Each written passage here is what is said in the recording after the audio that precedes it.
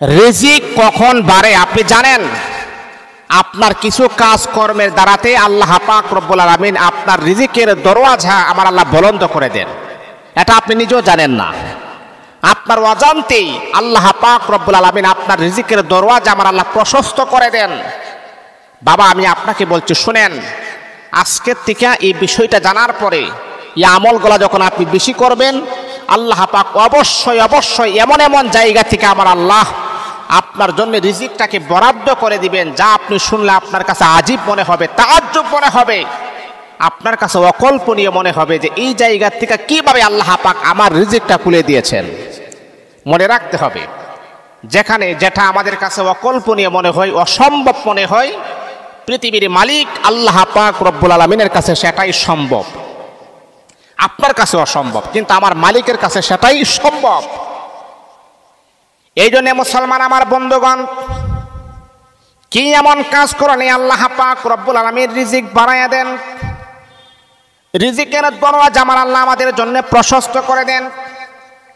এক নাম্বার হলো, পয়গম্বর বলে, শোনো, যখন তোমরা গোপনে যখন সাদকা করবা, গোপনে যখন তোমরা দান করবা, পৃথিবীর কোনো মানুষকে দেখানোর জন্য যখন দান করবা না, একমাত্র মালিককে খুশি করার জন্য যখন দান করবা, গোপনে দান করলে আল্লাহ পাক রব্বুল আলামিন দুনিয়ার জন্য আপনার উপরে আমার আল্লাহ রিজিকের দরওয়াজা প্রশস্ত করে দিবে। এমন ভাবে আপনি দান করবেন, হাদিসের ভিতরে আছে, ডান হাতে দান করলেন, বাম হাতে যেন টের না পাই। এই আমার বন্ধু, বাম হাতে দান করলেন, ডান হাত যেন টের না পাই। এমন ভাবে যদি আপনি দান করতে পারেন, ওই দানটাই হচ্ছে মালিকের কাছে সর্বশ্রেষ্ঠ এবং উত্তম দান। এইভাবে যদি আপনি দান করতে পারেন, না না, দুনিয়ার কোনো মানুষের সাহাবাস পাওয়ার জন্য নয়, দুনিয়ার কোনো মানুষের ধন্যবাদ পাওয়ার জন্য নয়, দুনিয়ার কোনো মানুষের ভালো মন্দ পাওয়ার জন্য নয়, একমাত্র মালিককে খুশি করে যদি আপনি দান করতে পারেন, আল্লাহ পাক রব্বুল আলামিন আপনাকে এমন এমন জায়গা থেকে রিজিক প্রশস্ত করে দিবেন, যা আপনার কাছে কখনোই এটা অকল্পনীয় মনে হবে। এটা আপনার ধারণার বাহিরে। গোপনীয় দান, এই দান করলে আল্লাহ পাক রিজিক প্রশস্ত করে দেন। এটা হলো এক নাম্বার। এই আমলটা কখনো ছাড়বেন না। একটা অসহায় গরিব মিসকিন আসছে আপনার বাড়িতে, আমাকে 4টা ভিক্ষা দেন বলতেছে, চাউল দেন। যদি আপনার পকেটে 10 টাকা 20 টাকা থাকে, তাহলে আপনি তাকে দিবেন, নেন। কাউকে আপনি ফিরিয়ে দিবেন না।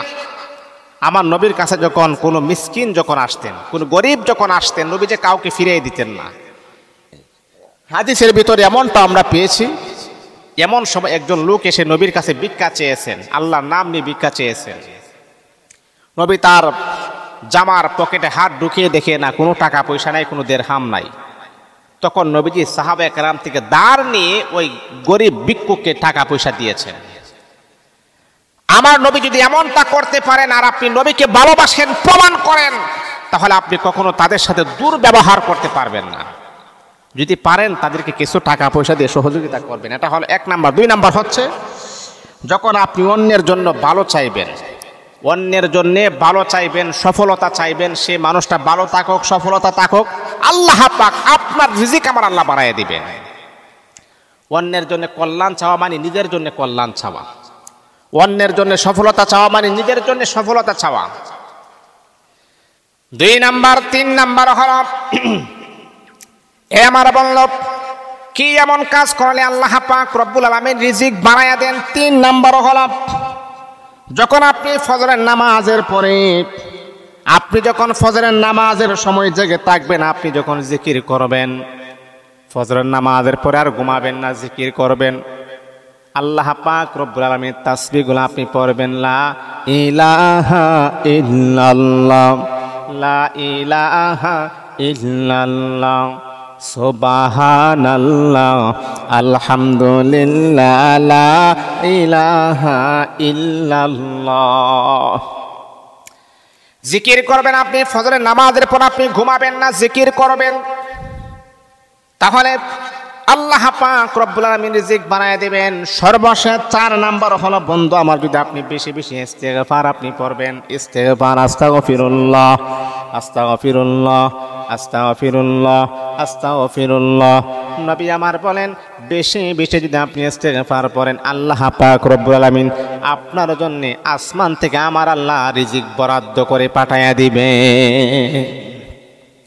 যে এই জন্যে আমি আপনাকে বলবো, রিজিক কখন বাড়ে আপনি এটা বলতে পারবেন না। যেই কোনো সময়, যেই কোনো মুহূর্তে আপনার ভালো কাজের দ্বারাতে আমার আল্লাহ রিজিক পাঠিয়ে দিবেন। এই জন্য এই কাজগুলো আপনি করবেন, এই কাজের দ্বারাতে রিজিক বাড়ে। এই কাজগুলো করবেন, কখনো ছাড়বেন না ইনশাআল্লাহ। মনে থাকবো তো ইনশাআল্লাহ?